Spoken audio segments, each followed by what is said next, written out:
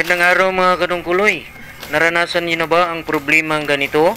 Yung printer natin habang tayo nagpiprint ay naglalabas ng sangkatutak na bond paper. O yan o. Sobra yan sa 5 siguro yung kinain niya. At sinubukan ko sa pangalawang bisis, ganun pa rin. Kumain pa rin siya ng daming bond paper. Ayan, 2 bond paper na naman ang kanyang kinain.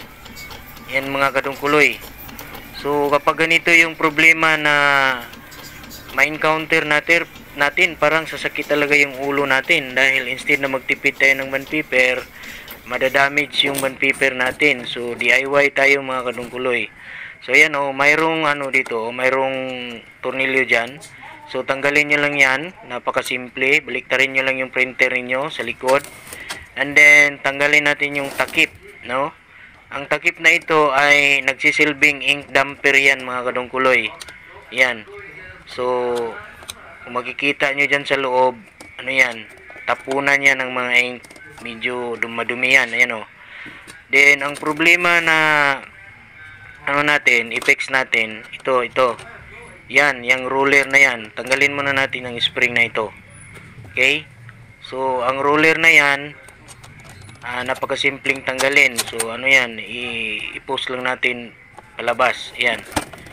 Then pagkatapos titingnan natin ngayon kung ano ang problema mga kadungkuloy sa ruler na ito. Ayan kapag iniikot natin yan, dalawang direksyon ang kanyang iikutan, paabanti at paatras. Ayan So ibig sabihin yan, ang kanyang stopper na spring sa loob nabali. So tanggalin natin. Tingnan natin kung anong makikita ninyo. Ayan So para makita natin sa loob, gamit tayo ng tornilyo, destornillador. Tinipost natin ito. Ayan, post natin palabas at makikita natin yung problema dyan. Ayan nabali ang kanyang spring. Ayan. So ibig sabihin yan, wala na siyang stopper. So ang gagawin natin ngayon, gagawa tayo ng stopper. Kahit maliit na spring lang itong natira, gagana pa rin ito. So yan, ipapalabas muna natin para tayo ng yung dulo niya slice natin yan. So baluktutin lang natin yan. Gagawa tayo ng stopper. Ayan kunting baluktot yan lang yan Okay, so yan, nabaluktot na. So medyo mataas yung nabaluktot natin. Para hindi yan magka-problema, puputulan natin. So ayan. Okay, so perfect na yung stopper natin yan. Okay, so ang gagawin natin yan, iikot natin pa loob. Ayan. So pasok natin dito yan parang mayroon siyang parang siyang butas dyan. So dyan mo lang pasok yung stopper natin. Okay? So tingnan natin kung na-solve na ba yung problem natin. So ipasok natin ito sa kanyang sa kanyang case. Ayan So napakasimple lang, mayroon siyang diyan mayroon siyang tatandaan. Okay, so titingnan natin kung na ba yung problema. Okay Yan Kung titingnan ninyo iikot siya pa atras, pabanti, ayaw na. Okay? So paatras, pabanti. Ito isang direksyon na lang. So fix na yung problem natin. Okay? So ibabalik na natin sa kanyang kinalagyan. So napakasimple lang. Ayan sundin nyo lang yan. Tapos push ng konti. Ibalik ang spring.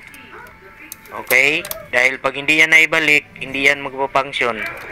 Okay? Then lagyan ng takip. Okay?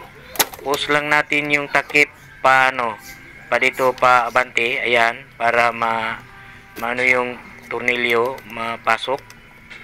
Yan, then hipitan. Okay, tapos na. Then let us try to see kung napipix na ba natin ang problema natin. Ayan, lagyan natin ng bond paper. Okay, lagyan natin ng power, i-connect natin sa power. Okay, then i-connect natin sa ating computer. Ayan. Okay. So connect muna natin ito sa laptop natin. Ayan, dinion natin yung printer natin. So magpiprint tayo ngayon kung Ano, fix na ba? O kung titingnan ninyo, isa na lang yung bond paper ang kanyang kinain. Ayan. O di ba? Naka-save na tayo. Pag pumunta tayo sa mga service center, ano yan, 500 pesos na yung ano natin yan, pinakamababa.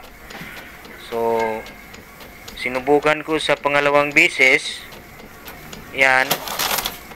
Okay, so isa pa rin ang kanyang piniprint. So, thank you very much mga kadungkuloy for watching. And then, huwag kalimutang mag-subscribe, mag-follow. Pindutin lamang ang subscribe at ang follow button. Maraming salamat. God bless us all.